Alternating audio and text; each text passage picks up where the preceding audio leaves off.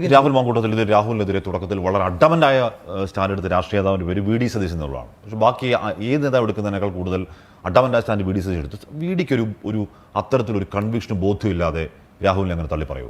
ആദ്യഘട്ടത്തിൽ ഏറ്റവും അധികം ആക്രമിച്ചതും അദ്ദേഹത്തെ തന്നെയാണ്. നിങ്ങൾ ആദ്യം കൊടുത്ത വാർത്ത അങ്ങനെയായിരുന്നില്ല. കേരളത്തിൽ എൻ്റെ വിഷയം ഉണ്ടായതിനു ശേഷം ആദ്യമായി ഒരു മാർച്ച് നടക്കുന്നത് ശ്രീ വി ഡി സതീശൻ്റെ ഓഫീസിലേക്കാണ്.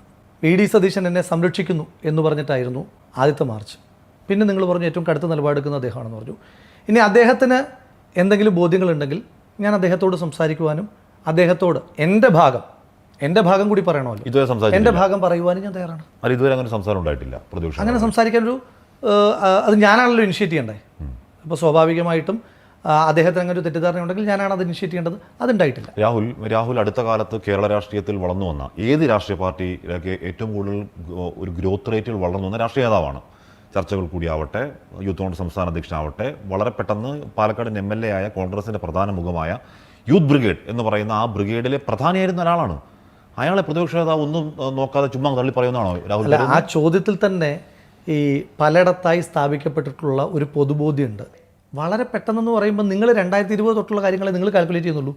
ഞാൻ ആദ്യമായിട്ട് ജയിലിൽ കിടന്നത്, സമരം ചെയ്ത് ജയിലിൽ കിടന്നത് 2008 അത് കഴിഞ്ഞിട്ട് ഇപ്പോൾ 18 വർഷമായി. ഞാൻ KSUവിൻ്റെ സജീവ പ്രവർത്തകനാകുന്ന 10ാം ക്ലാസ് പഠിക്കുമ്പോൾ 2006 അത് കഴിഞ്ഞിട്ട് ഇപ്പോൾ 20 വർഷമായി. എനിക്ക് ആദ്യമായി പദവി കിട്ടുന്നത് 2008 എനിക്ക് ആദ്യമായി പദവി കിട്ടിയ വർഷം തന്നെ കഴിഞ്ഞിട്ട് തന്നെ ഇപ്പോൾ 18 വർഷമായി.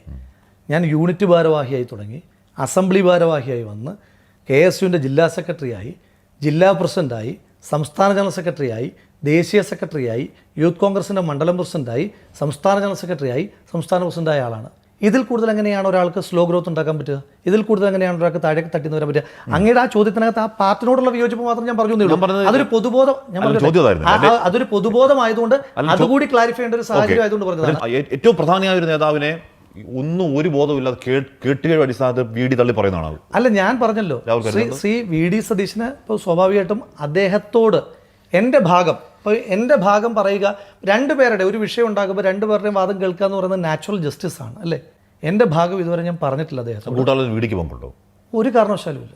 ഞാനങ്ങനെ വിചാരിക്കുന്നില്ല. എന്തിനാണ് ശ്രീ വി ഡി സതീശൻ എന്നെ പോലെ ഒരാൾക്കെതിരെ ഗൂഢാലോചന നടത്തുന്നതിന്? അപ്പോൾ നിങ്ങൾ നേരത്തെ പറഞ്ഞത് ശ്രീ വി ഡി സതീശനാണ് എന്നെ വഴിവിട്ട് സഹായിച്ചതെന്നൊരു ഘട്ടത്തിൽ പറഞ്ഞു.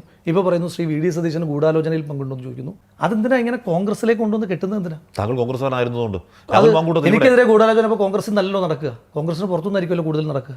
എന്തുകൊണ്ടാണ് ഞാൻ ചോദിച്ചോട്ടെ? ഈ അറസ്റ്റ് ട്രൈറ്റർ എന്ന് പറഞ്ഞാൽ ഒരു നേതാവിൻ്റെ പേര് ഞാൻ പറഞ്ഞല്ലോ.